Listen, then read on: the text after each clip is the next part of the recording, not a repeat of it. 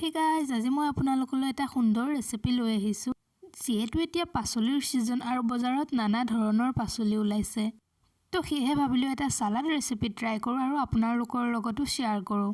তো বলক নহ'লে পলম নকৰি ৰেচিপিটো বনাবলৈ আৰম্ভ কৰোঁ। ৰেচিপিটোৰ বাবে আপোনালোকে আপোনালোকৰ মন পচন্দৰ যিকোনো পাচলিয়ে ল'ব পাৰিব, যিবোৰ সালাডৰ বাবে উপযোগী হয়।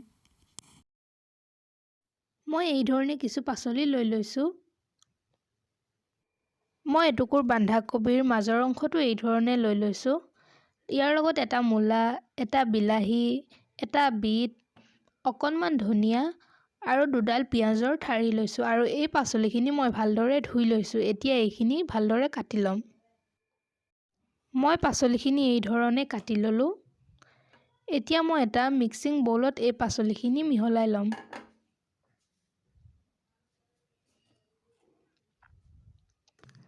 মই বন্ধাকবিখিনি এই ধৰণে দীঘল দীঘলকৈ কাটি লৈছোঁ। মূলাটো মই এই ধৰণে এখন ৰুকনিত ৰুকি লৈছোঁ। এতিয়া মই বিলাহীখিনিও এই ধৰণে সৰু সৰুকৈ কাটি লৈছোঁ। এতিয়া পিঁয়াজৰ ঠাৰি দুডালো মই ইয়াত দি দিম, এই ধৰণে কাটি লৈছোঁ। আৰু অকণমান ধনিয়া দিছোঁ ইয়াতে। ধনিয়াখিনিও এই ধৰণে কাটি লৈছোঁ আৰু বিটখিনি মই এই ধৰণে দীঘল দীঘলকৈ কাটি লৈছোঁ। পাচলিখিনি মই এবাৰ এই ধৰণে মিহলাই ল'ম ইয়াতে।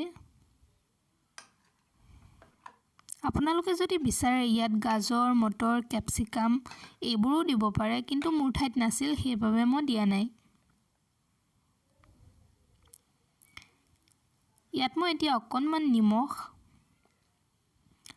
আৰু 1 চামুচ সৰিয়হৰ তেল মিহলাইছোঁ আৰু আকৌ এবাৰ এইখিনি এই ধৰণে ভালদৰে মিহলাই ল'ম।